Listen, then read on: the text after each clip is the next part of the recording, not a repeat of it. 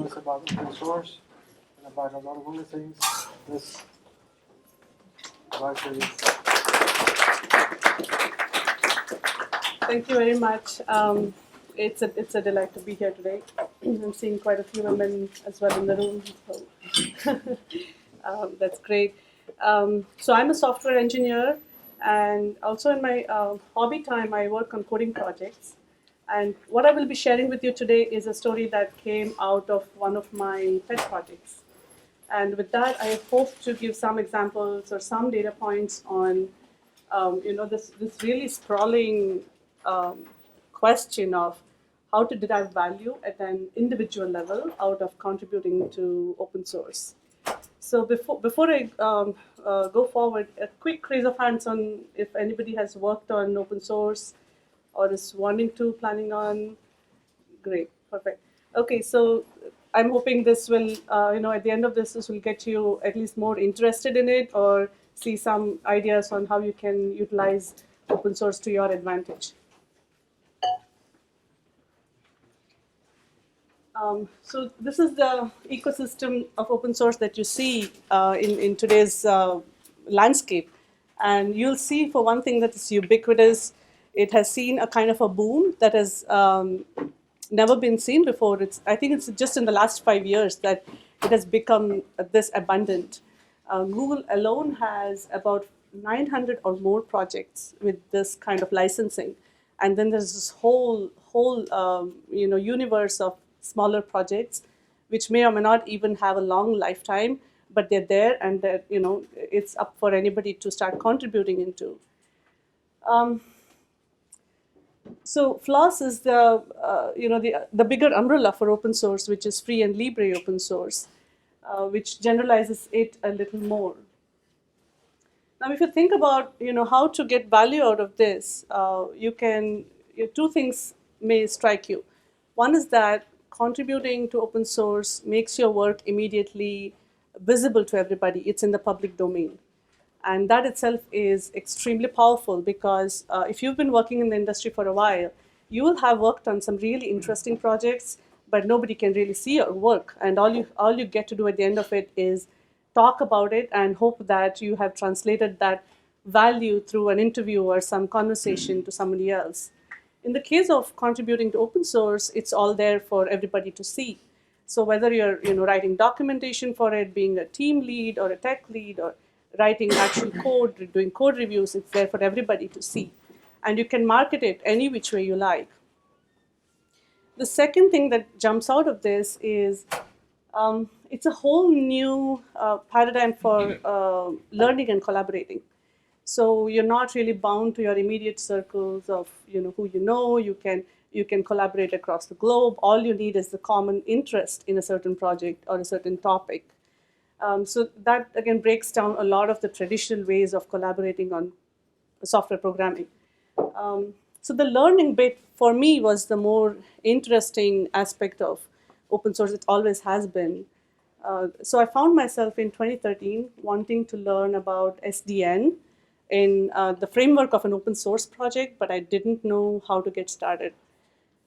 And for many of you, you may have experienced this. It feels like the barrier to entry is a little high, and you don't know where to begin. There's a whole lot of documentation, but you feel like unless you get some sort of a friend who's inside the system, getting in feels a little daunting.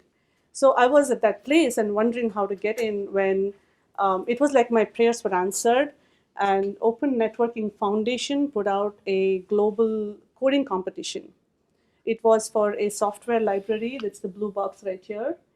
And I'll go into a little more technical details a few minutes into the talk, but just to give you an idea of what the scope of the project was, here's the two big aspects of SDN, the software-defined networking.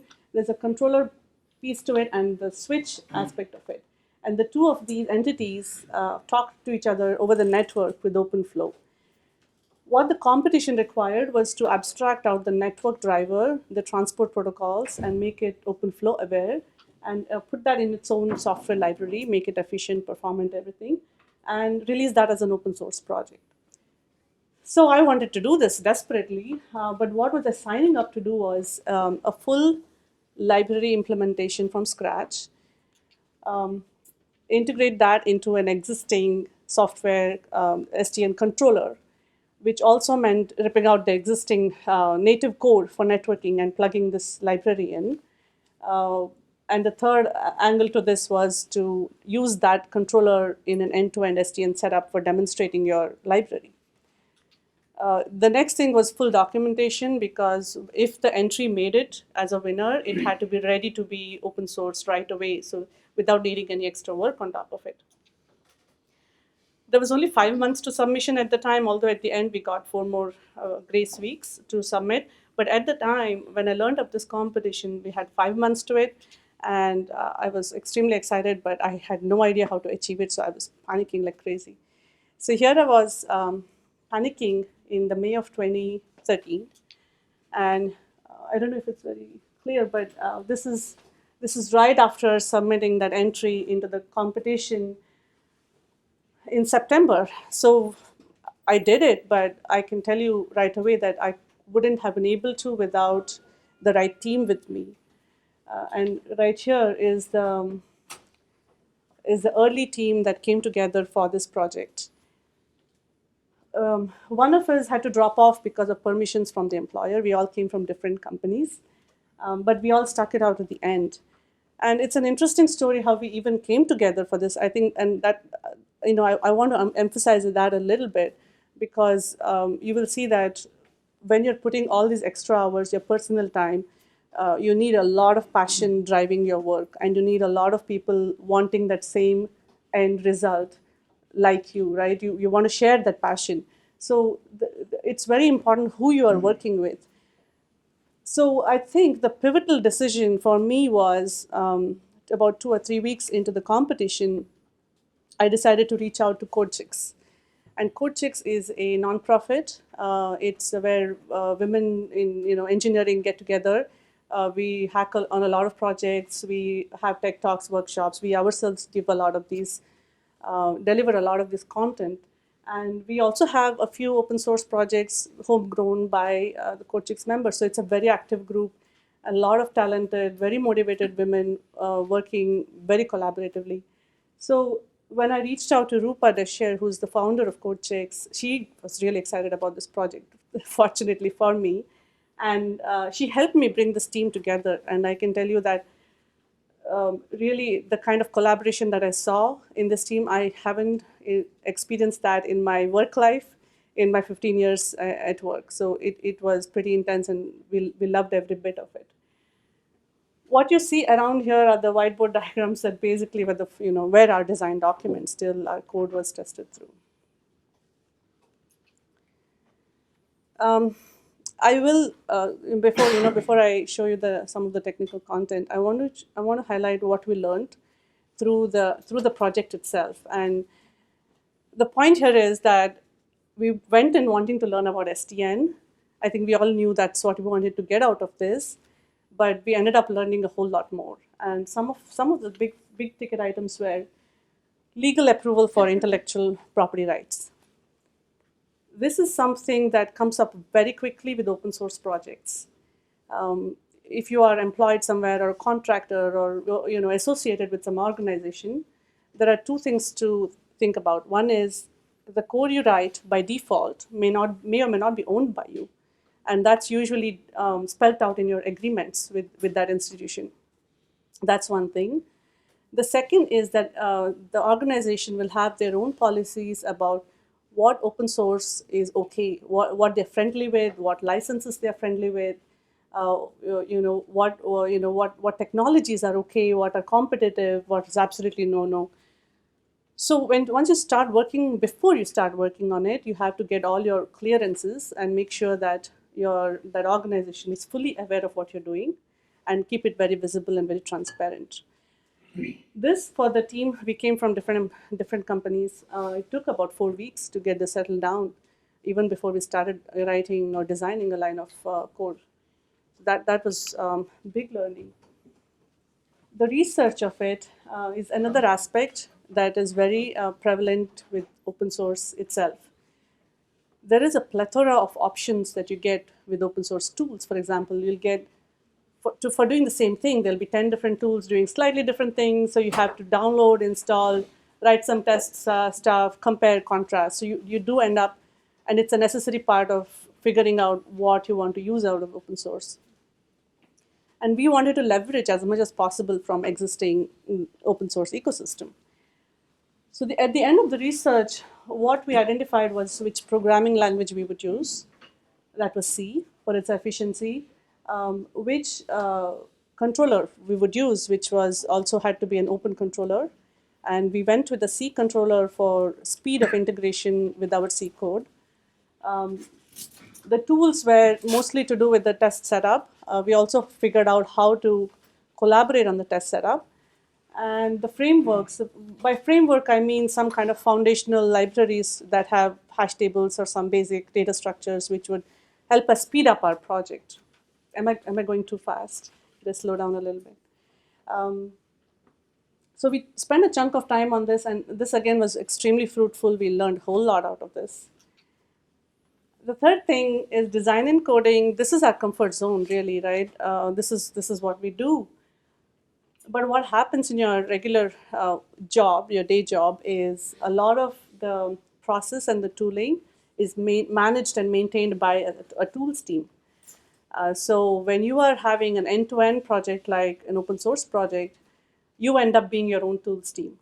So you have to figure out your collaboration tools, you have to figure out your workflows, you have to educate everybody in the team, you have to fix everybody's issues. So you need that sort of bandwidth and engagement with the team just to make sure your code is doing the right thing and not breaking. So a lot of learning there. Finally, unit test automation. This really what saved the project. To tell you where we were 1 week before the submission date, we hadn't yet started integrating our code together. It was all unit tested in different pieces. And fortunately for us, we had each of these units, the testing of each of these units automated. Really, without this automation, we would have slipped the deadline by at least about 4 weeks, because that's the amount of churn that was happening in the code. We were just committing changes right after one another to keep fixing the integration tests. So I would say that unit test automation, we ended up to be on the right side of the story because we had it and we did pull it through. But it was really a big learning that it's not an afterthought. It's not really a luxury to have automation at your unit tests. You need coverage and you need automation. If you care about your timelines, that's at the bottom line of it. If you need your project to end on your timelines, you had better be covered with your unit tests. So the next few slides are a little more, the technical content. I've still kept it a little high level. There's a link I'll point to with a lot more details on what the library actually does. But I'll just for the sake of time, I've kept it a little high level. So before I begin, I usually go with what the basic architecture of software-defined network is. By contrasting it to traditional networking. So in traditional networking, you have routers and switches doing most of the grunt work, and each of them is, they interact with each other in a very distributed way, in the sense that each device has its own control plane and its own data path. They're tightly integrated.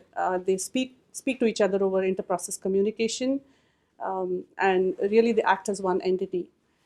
What SDN proposed was, this is the standard picture that you'll see for SDN on the Open Networking Foundation website, is to tear apart the control plane out of the device, take it remote, and make it centralized over your entire network of switches.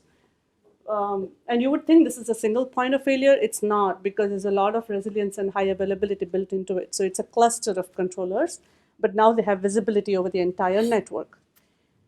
I don't really have, I may not go into the virtues of this, but it's a paradigm shift when it comes to networking. This was really cutting edge for networking, right, 3 years ago. So the big difference in terms of how these two pieces communicate with each other is now over a network. So there's an entire network sitting in between the control plane and the data plane, and now you need a protocol for them to talk over the wire. And the standard, the open standard for talking between controller and switches is the open flow protocol. So there's a quick definition of what it does here is basically the physical separation of the control plane, forwarding plane, where control plane controls several devices. What I just went over. And our interest is actually in just the open flow protocol. Going back to this, to this blue box here, right? A little more drill down into the requirements. It is, you can think of it as your basic network driver, which does which does sockets, right? Socket connections, and has a thread pool that does that. But it also needed to be open flow aware. So that was the basic functionality of it. And a library like this is best written in C because of its efficiency and performance. But what you notice is most of the controllers are written in Java or Python. So you do need bindings that help you integrate the C driver into your controller.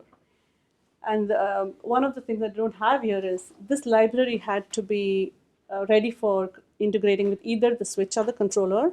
And we had the design and code for either of them, but we only tested with the controller. So most of the pictures will show you just the controller. Multi-language bindings, just went over it. The platform independence is obviously to make it more reusable across platforms. And this is a very high-level block diagram. This is the switch or the controller it's integrating with, and this is the entire scope of our library. You have a very thin layer of the API and the language bindings, but at the heart of it, as I said, you have this protocol processing. We call it the net services and the pool of threads. So quick look at the API, just to show that one of the main things that drove our design was to keep our interface very simple and clean. So it's very few, if you think about it, it's really few, just a few to initialize and connect to the library. This is a one-time call. And then these are, every time you want to create a connection between a controller and a switch, you call one of these create. At the other end is an accept, and you have a destroy and a callback for delete. And then, at the end of this, you have a channel setup or a channel teardown. And once you have a channel set up, you actually just do a send packet, and the packet is sent on the wire.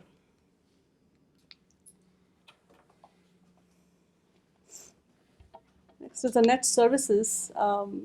So you don't really have to go into the details here, but what I want to point out is that we went with a callback registration mechanism, and this was to keep it very extensible.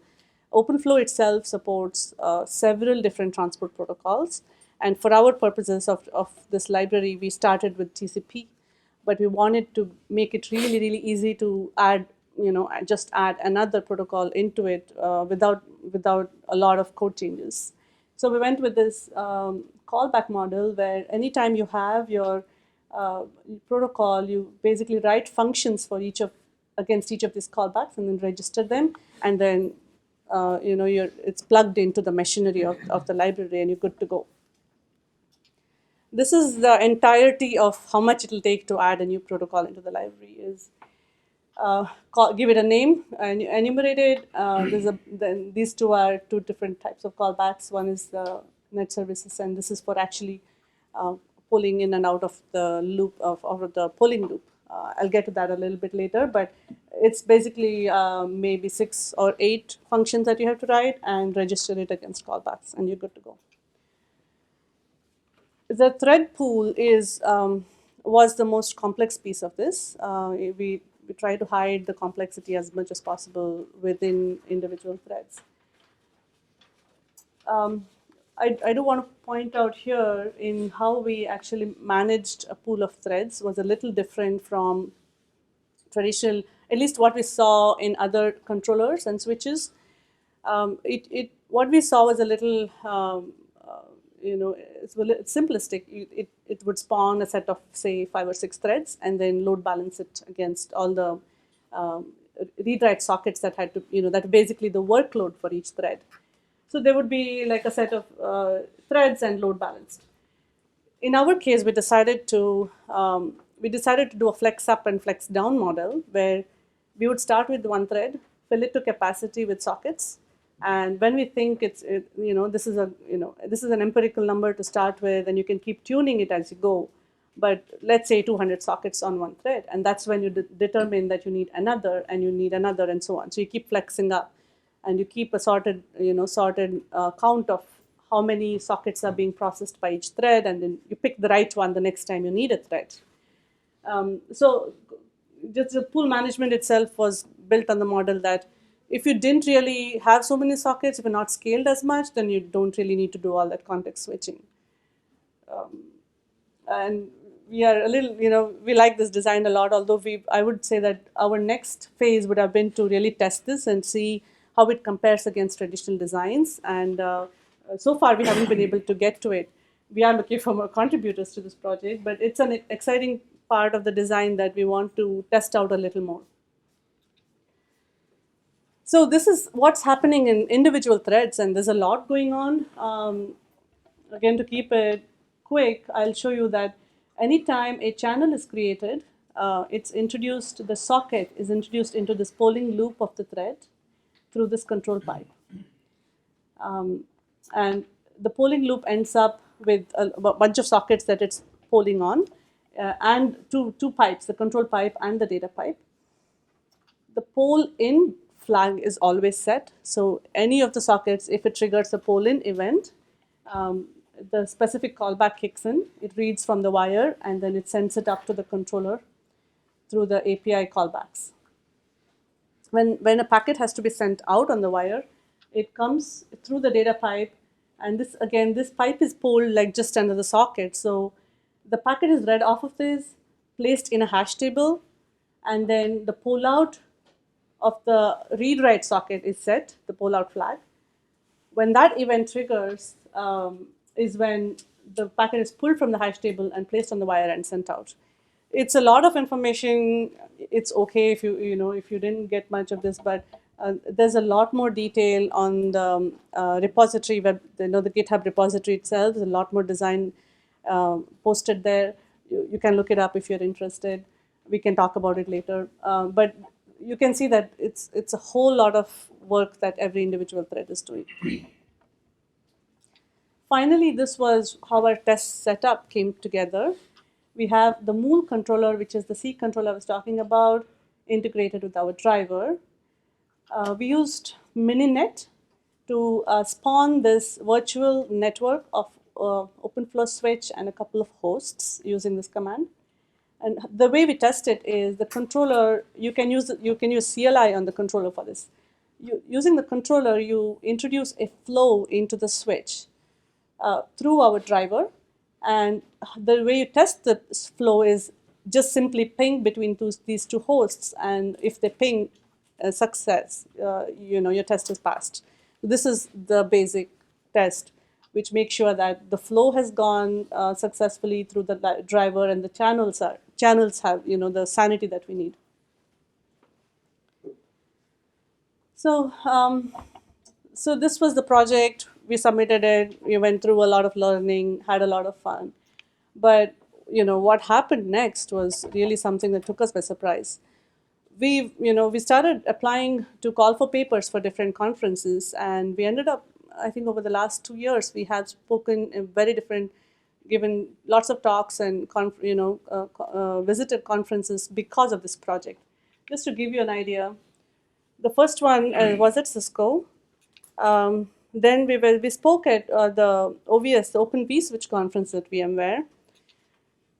Next up, we were at LinuxConf at Australia, at Auckland, but it's a LinuxConf Australia, and it's a very developer-oriented, developer-friendly conference. You'll actually start seeing two kinds of conferences: one which is a little more sales and marketing, and the other which is a lot more developer. This one is definitely for developers, and you end up meeting a lot of other really, really passionate people who are coding not because they are engineers, or coding because they love to code. So it's a lot you get out of this whole ecosystem, and just meeting this ocean of people keeps your inspiration refueled. So here I am today, and this for me honestly is a dream come true, to be at a university and talking to students. It's been one of the things on my bucket list, you can say. And on Sunday, I'm speaking at a conference for women engineers in San Jose, and I'm really excited about this. I heard a few here will be attending, and I think we're going to have a really good time. A lot of great topics, and you can skip mine if you have been here, but there's a whole lot of other stuff, interesting stuff there. And I got to meet Linus Torvalds, and I can tell you it was really thrilling, because you may have all your cultural differences with the man, his working style, but you cannot ignore, you have to admit how much he has been instrumental to creating this entire space that never even existed earlier. So that has been a highlight for me, and it's all been because of, I can safely say it's been because of my open source project. So I've already got a lot out of it. So the next thing I put to test is, how much can I market this? It's a small independent project. It may not even last very long. It wasn't, we didn't have. It was basically sockets and a little bit of open flow. I will never claim it's rocket science or anything cutting edge, but the value for us was that we learned a lot out of it. But is it valued in the market? So this is any of us candidates sitting in the sitting in the interview room, and you want, among the ocean of resumes that look similar, you want yours to stand out a lot, and you really going through hoops for it and doing somersaults and everything. So this what says here. It's there as a music video, interpretive dance, and a haiku. It's in essence all of us. We want to be doing that. So this was my experience. Some teams were kind of curious about it and asked me a few questions. Some teams learned high-level design, and then we had a much longer, detailed discussions on what we could do next on the project. There was one person who interviewed me. He, in fact, had read the code.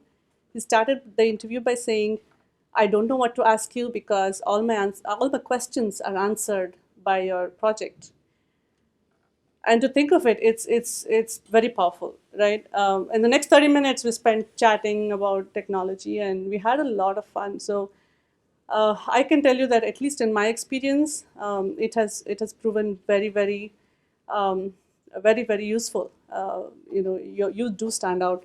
It's still not as commonplace for people to work on open source projects. So if you do have something of that on your resume, it clearly tells two things. One is you are very highly motivated. The second is that if you want to change your tracks, which you may want to every few years, this is the perfect way for you to demonstrate your interest and abilities in that new track. So you can start off on some project and then show your capabilities there, and that's a much easier road into your new track. So overall, this was an extremely positive experience. So almost at the end of this, to summarize, learning framework, that was my suspicion. Yes, learned a whole lot more than SDN. Resume booster, absolutely yes. It was an experience to remember. The third one is something that the passionate enthusiast is, you see a very human side of software, in that nobody's asking these people to get excited about software. They are excited about it for the sake of it. So it keeps you going. It really inspires you to keep reaching higher.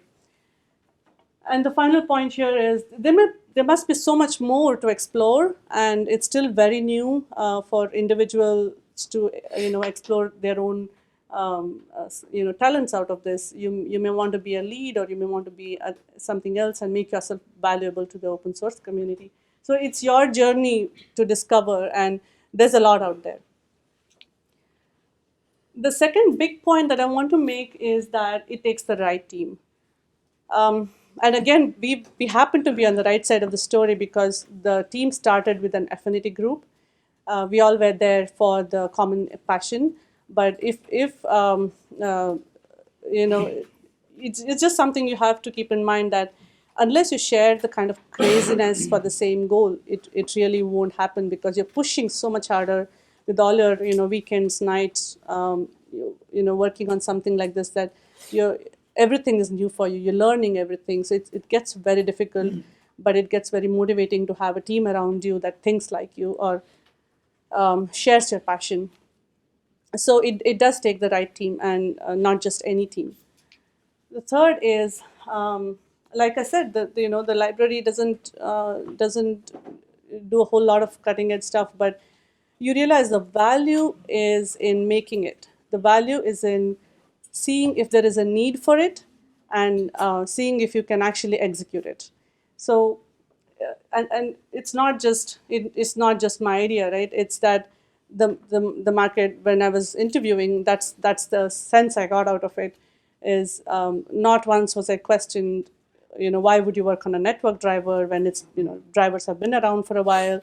No, the more important thing was that I did work on it and I did make it happen. So it's really in the execution. You got to, if you have an idea, just make it happen. That's where your strength is. And this is my favorite picture of all. We are actually toasting to the entry we made.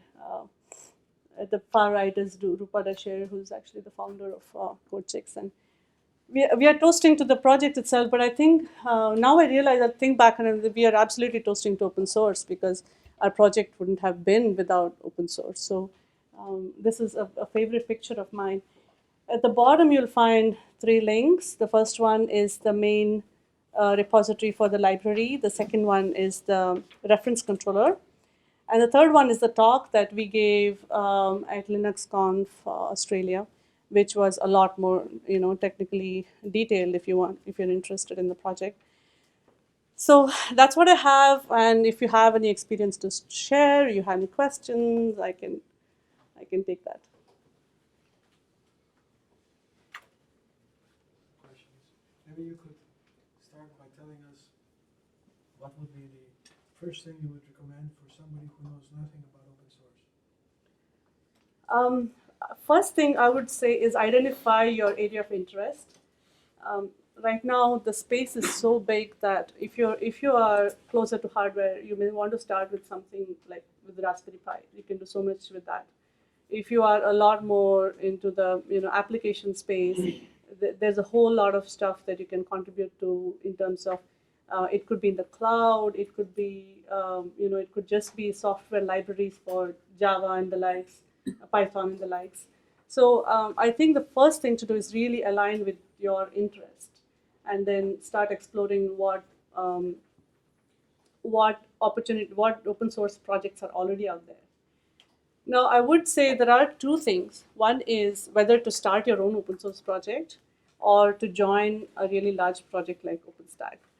And personally, I would say the really large ones, which are corporate backed, you have a better entry if you are employed somewhere that makes you the open source developer. By nature of the job itself, you are contributing into something that large and it's corporate backed. For me, what worked out as a hobby is to start your own. So that's where your interest comes in, and it could just be you are deciding what you want to do or pick up something that's already there. You touched on intellectual property rights. Every place I've worked, I've had to sign an agreement that any thoughts I have while I'm working for them is theirs. Could you expand a little bit on how you interacted with your day job employer? Sure. It was very interesting. So we had experiences with 3 different companies, 3 or 4 in fact, and with each it was a little different. Now, some companies have their policies a lot more distilled and they know exactly what they want. Others aren't. So you may be the first project that has come up and they have to figure out a road for you. So the way I approached it was I made it very clear to them what I was working on, and made it very clear also to them that it doesn't conflict with anything the company is interested in for competitive advantage, and really made it difficult for them to argue against the project. But it is work, and if it's just a matter of signing paperwork, it may be a little more black and white. You may actually get rejected on the project. But if there are companies who are a little more fluid on this, then it's basically to keep it as transparent. A lot of times to show that as you go along in the project, they have access to the code. They can keep checking on it, things like that. So keep them feel very comfortable about the code itself. So that helped, yeah.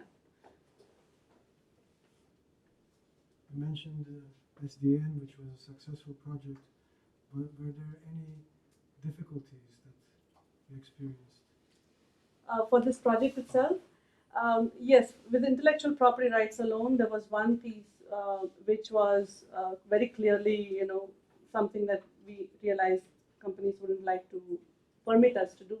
So our project fell short of that one requirement that had to do with adaptive learning of switches. So the controller kind of, keeps basically pulling the net to see if a new switch has been added and automatically starts making connections, right? So you see that requirement and you realize you won't get permissions for it. So we were short of one requirement, because of which. The other difficulty we had was just that, you have to make your schedules work because you are spending a lot of your extra time on this. So that does become a challenge, but it's very, you just hang on with it and it works out. It worked out. Open source has available to anybody thousands of libraries and so forth. Mm-hmm. What do you do to not reinvent the wheel, simply reuse code that is already in existence? It's actually a curious thing because I think there's already a lot of reinventing of the wheel, and I think that's by nature, what open source allows you to do. You can, if you're doing it for your own learning, I think it's even it's okay. It's only when you are, when you think of the business value, you really want to be thinking how to reuse, so you're not, you don't keep spending on the same kind of work. But if it's a small project and I want to learn how to get this to work, then it's okay to reinvent the wheel. In my opinion, it's a learning project, much like an academic project. Yeah, I think by nature of it being open source, it will be so. There will be less to use. I think I saw on the projection GitHub. Would you use that a lot? Yes, we do use that a lot. There are competing tools for collaborating, but it's really they're very close to each other in terms of features. But we did see that a lot of open source projects, a majority of them were on GitHub, so that raised our comfort level with GitHub. Any questions from anybody? Yeah. Did you guys choose C because it's closer to the middle? Yes and no. Yes, because we can make that argument very easily with the network driver. But no, because the reality is a lot of programming languages are selected based on the people's comfort level, the team's comfort with it. That's just the reality of it. We all were C programmers, system engineers, worked in routers and switches, so that came most naturally to us. With 5 months to submission, we really haven't had no scope to pick up Python and then work on a project for that. But it did make it easier that we can claim efficiency and performance, which is true. It looks like from that picture there that you were all from the same geographic area. Uh-huh. Did you interact with, one of the fun things I find is that you get a chance to interact with people around the world. Absolutely. And I know it's just happenstance. We are from the same country, but really very different, places from the same country. But it was not conscious at all. It's basically, the shared interest in SDN, the team happened. So, yeah. It's a women's team, so yes, there is no diversity in that sense. It's only women. Yes. What do you think about the fact that in 2014 only 18% of female college graduates or 18% of computer science graduates were female? Do you think that there's a growing or shrinking balance between the sexes in the tech industry? The numbers are clearly showing that it's shrinking. It's at an alarming rate. In the last, I think, since 2000 alone, it has gone from, it used to be 40%, now it's down to that much. And if you really look at our cubicles, people who are actually writing code, you may be finding 10% or less. There are women in other roles like project management, product management, but women who are actually writing code, you'll find a much smaller percentage of it. It is very alarming. There are some theories to it. My personal opinion to that is once you are in the industry, there's another challenge is a few years down the road, you may not feel inspired enough to keep going. And then it's on you to make sure you're working on things that keep you excited about it. And also by observation, I see that most of the projects you work on at your workplace are business driven, may not always align with your interests and your, and this is true for anybody, right? So for you to keep yourself refueled and recharged, you may want, this was my way of doing that, is to work on something that I love. So that would feed back into my, my continued interest in engineering. So it's in a sense harnessing your hobbies to keep yourself excited about your work. That's worked quite well for me. And I think that there are challenges not just at the graduation level, there are challenges even after that and before that. It's something, the system has to work and we ourselves have to work too for that. Yeah. I will fully agree with that. I worked in industry for quite a while and came back to teaching because I get to design projects for these people and I get to do what I want. So the other thing though that I heard, and maybe you can confirm this, is there was something on NPR this morning that was saying that there are more women in the management levels now than there used to be. And they were actually saying that was because the military had a no women in combat policy. And so women who were in the military went into the technical fields and eventually took them out into the industry. Do you think there are more women in the upper levels now? Yeah, if you compare against other places like Bangalore, we are way behind.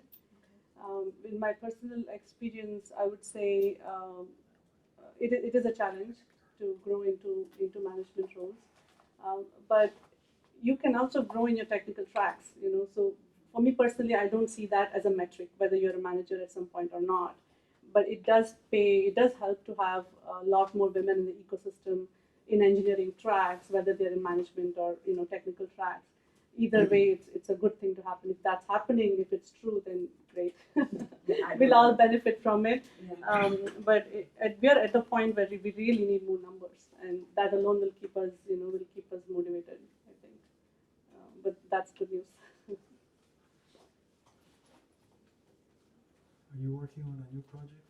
I'm starting to think about the next one, and I don't yet have permissions for it. So I'm starting to think how to get my permissions for it. Yes, it's mostly going to be in the web dev space because that's completely untouched for me. I haven't done anything in, for example, Django, Python. I've not done that part of it. So I want to learn something there. Probably start there. IBM has started something called cognitive computing. I don't know if you have been following those developments. Very briefly,